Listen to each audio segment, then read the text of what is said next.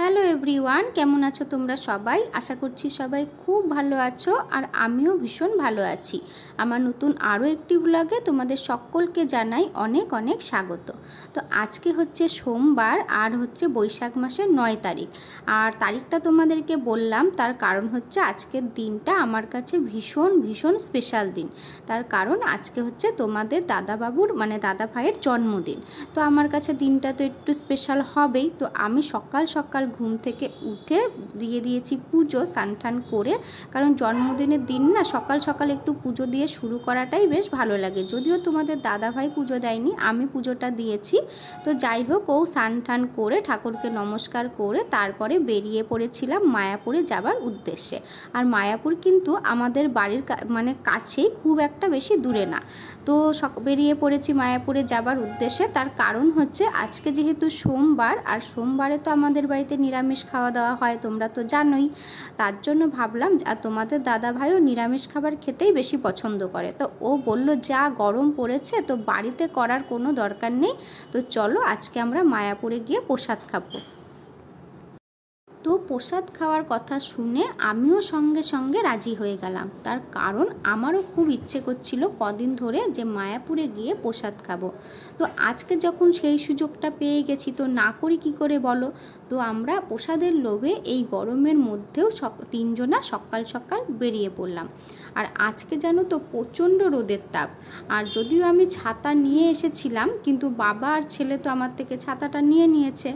আর ছেলে আছে বলে ছাতাটা কিন্তু দেওয়াই যেতে পারে। তো আমি একটা ওড়না মাথার মধ্যে পেঁচিয়ে ভূতের মতো হেঁটে চলেছি। আর যেতে যেতে দেখলাম যে বড় মন্দিরটা এত সুন্দর লাগছে, তো তার একটুখানি ভিডিও করে নিলাম। আর জানো তো, ভেবেছিলাম এই বড় মন্দিরটাতেও যাব, কিন্তু মন্দিরটা খোলা হয় বিকেল 4টের সময়।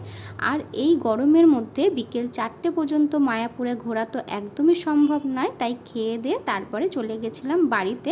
ভাবলাম থাক, আর অন্য আরেকদিন এসে নয় দেখা যাবে বড় মন্দিরটা।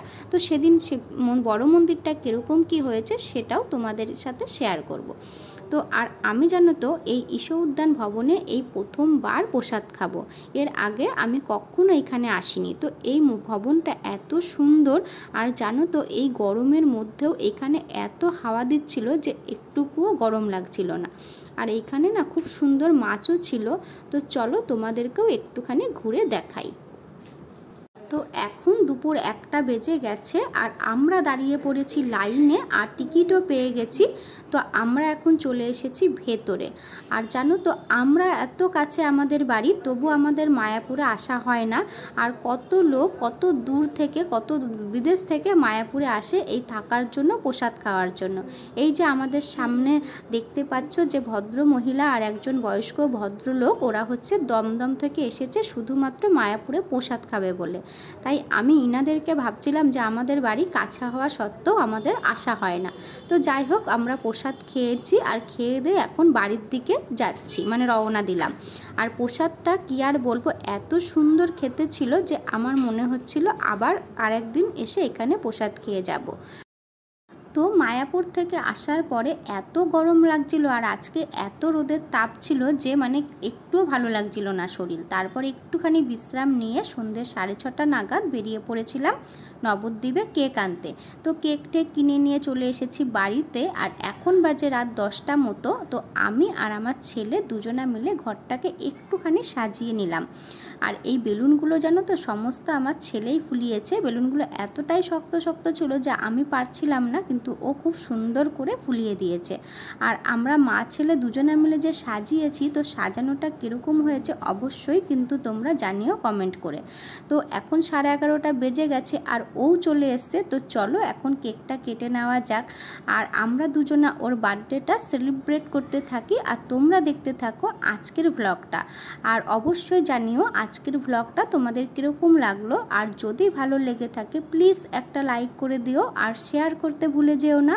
আর হ্যাঁ, এই রকম ভিডিও যদি তোমরা আরও দেখতে চাও তাহলে অবশ্যই আমার চ্যানেলটাকে সাবস্ক্রাইব করে আমার পাশে থাকতে পারো। দেখা হবে নতুন কোনো ভ্লগে। ততক্ষণের জন্য টাটা, সবাই ভালো থেকো, সুস্থ থেকো। আর কেকটা কীরকম দেখতে হয়েছে সেটাও কিন্তু জানাতে ভুলে যেও।